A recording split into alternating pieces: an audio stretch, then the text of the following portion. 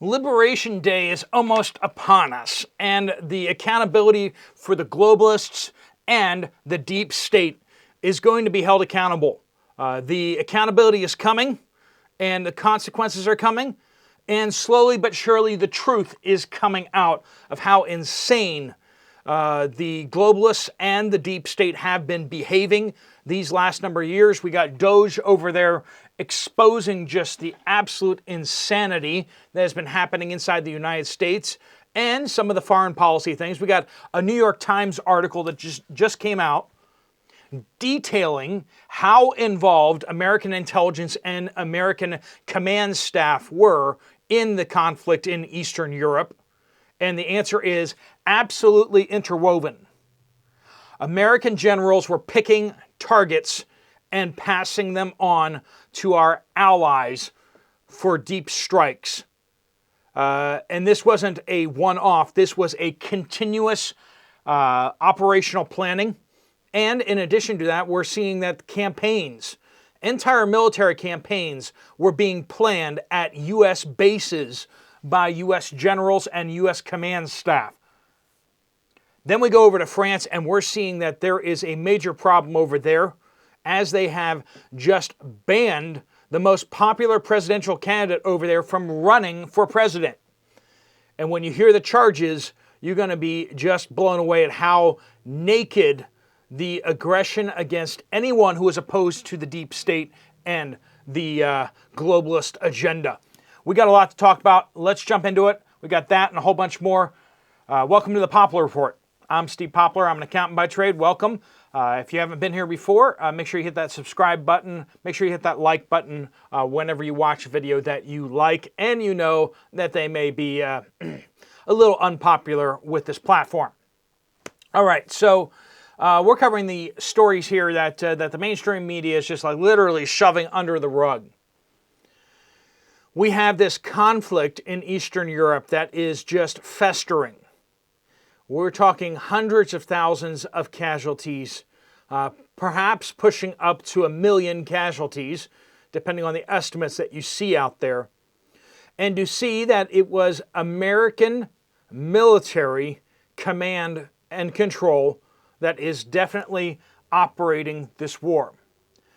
Not only American Army command and control, but then we also see that the CIA heavily invested on the ground with numerous bases all throughout that country so that they can disseminate targeting packages, disseminating European and American weapon systems, training the locals there to use those weapon systems, and training bases both inside that country and in European countries. Numerous European countries actually voiced concern that the Americans were going too far and that the Americans were actively participating in the war and would be called out by Bear Country. It's gotten that bad. So the New York Times article laying out that Eastern European generals were put into caravans and driven into Germany to the U.S. Army Europe and Africa command base at Clay Caserne, and that they were getting operational tactical control points of interest passed along from these joint sessions where they'd have American intelligence, American control, American command staff meeting with these Eastern European generals and their command staffs. They'd meet together, pull up things on satellite computers, and look at potential targets, points of interest. And because they were looking at points of interest of where they were seeing command staff for Russia, they were seeing generals, high-ranking officers. Basically, the American intelligence operation were finding the targets and then passing them along, strongly urging our Eastern European allies to hit those targets. And this has all been kind of evident that this was happening from the beginning. But just like we weren't allowed to talk about where the cough came from, and the answer was from a lab over in Dragon Country. We know that. We've always known that. And yet we were told we weren't allowed to talk about that, and that was fake news, false misinformation, racist. And of course, since then, it's come out that that's definitely exactly what happened. They just lied to our faces. And in the same way, this conflict in Eastern Europe, they've been lying to our faces since the very get-go as well. Oh, no. Americans aren't involved in that conflict. Absolutely, we were. Absolutely, we are. And we are absolutely directly linked to the casualties that Bear Country has been suffering. And if this were any other scenario, if the United States had any country doing that to us, what we've been doing to them, we absolutely would be destroying their country piece by piece over the next several weeks. But of course, the double standard exists. The globalists can do whatever they want to everyone else because those are bad people, bad guys. And yet it is the good guys who seem to be always breaking all of the rules. We are committing war crimes right and left, according to the Geneva Convention, but nobody seems to care. At some point, our bad behavior is going to be held to account. The globalists will be held to account. And the first step in that is exposing it through the truth of what has happened. And the New York Times article coming out exposing that. Of course, once there's a new administration, that's the only time when they're ready to start exposing that. But then when we look at the naked aggression against opposition parties in Europe, the Romanian presidential election was just tossed out. They're like, we didn't like the results of that, so we're going to cancel the effect of that election, and we're going to ban those people from running again, then we're going to have a new election. That's the kind of Gestapo stuff that Russia has run in the past, and even in the present, really. But they don't even do it so aggressively or so openly. And then we go over to France, where the same thing has basically happened. The presidential candidate with the highest poll ratings has just been banned from running for president. Marine Le Pen has been banned for running in this next presidential election due to embezzling funds. Now, if she actually embezzled funds, took money from campaigns or took money from government entities and used it for her personal benefit, I could understand that. But no. She embezzled campaign funds for National Rally Europe, which is supposed to be for the electing of National Rally politicians to the European, it's kind of like to the U.S. House or Senate, okay? The Republicans using money that was designated for House Republicans. Some of it actually got used for electing national representatives for the National Rally in France. Now, still, you could be like, well, if she took money from this organization and used it for this organization, okay, I could maybe see that. I mean, they are both national rallies, so it's kind of that'd be kind of an odd, and you'd start to feel like maybe this is a little bit of a dirty political attack. But no. It's way worse than that.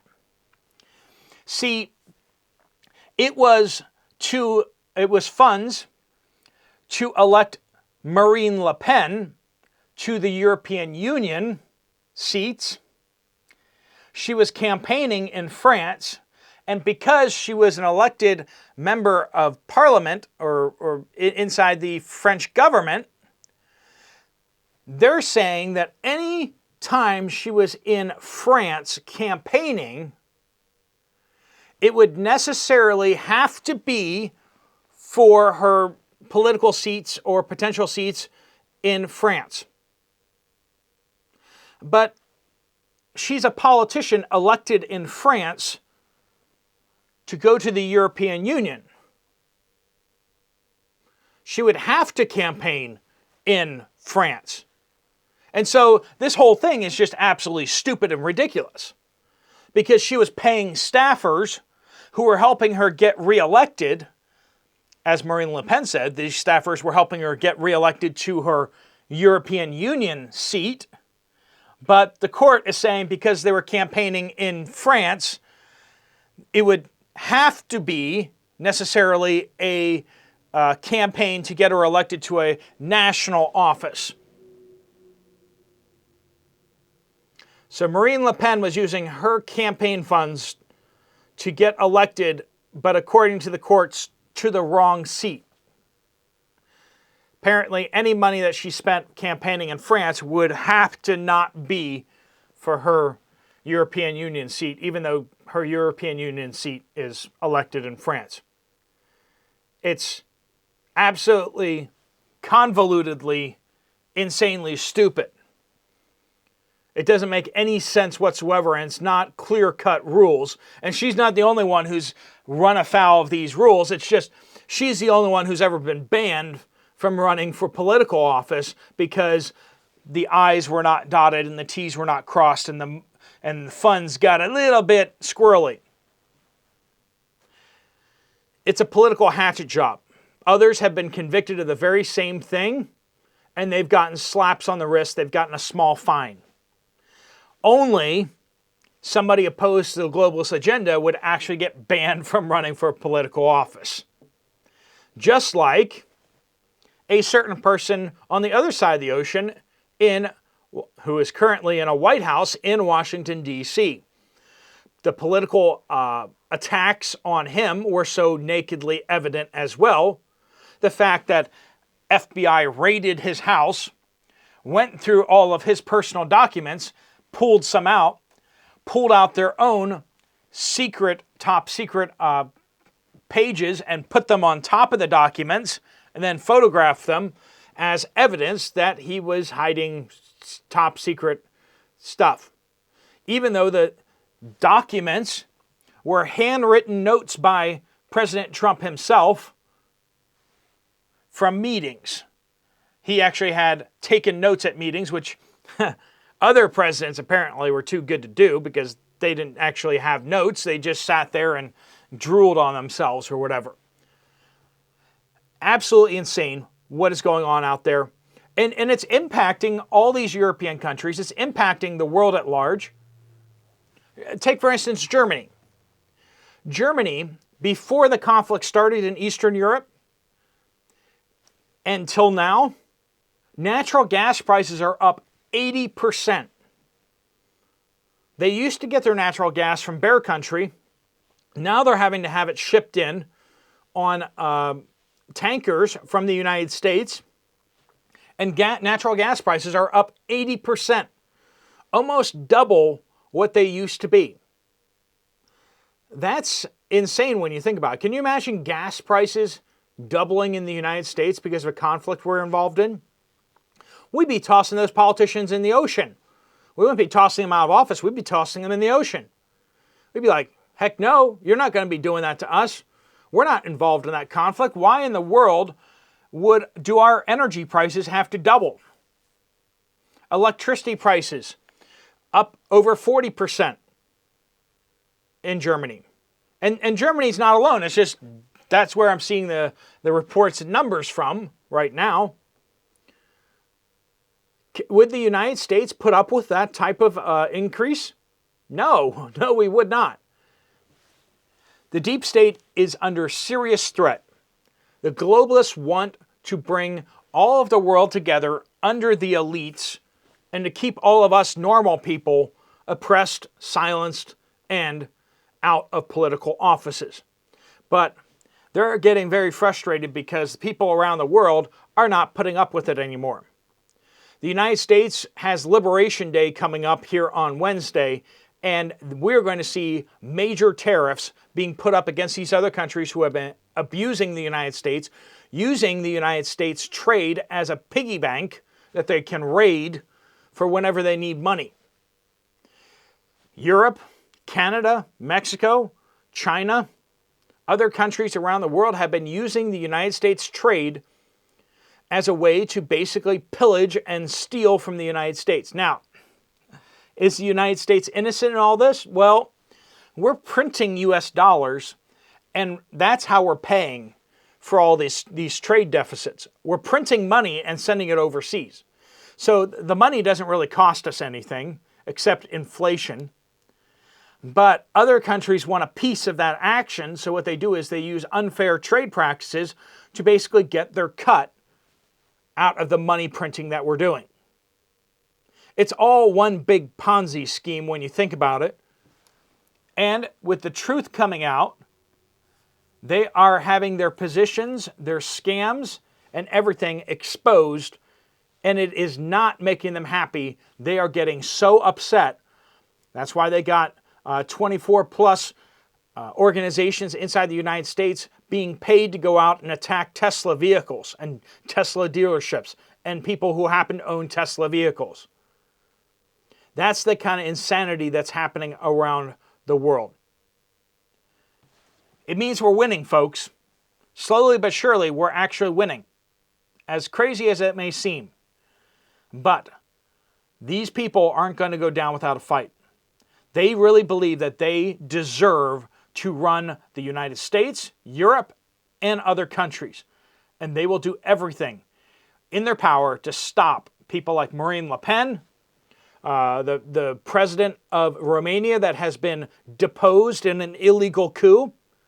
They are running the show from these judicial benches right now in order to run the countries until they can get back into political office. It's a mess out there, friends. Hopefully you guys are being prepared, getting prepared, because this is all going to come to a head. And these people, if they don't see any other option, are going to provoke World War III. And that's what they seem to be moving towards right now. Because their judicial nominees can only block things for so long before it stops working. All right, friends, thanks so much for joining with us. If you want to check out another video from this channel, there's one right up here. I'll see you over there, or I'll see you guys later. Steve Poplar of the Poplar Report out.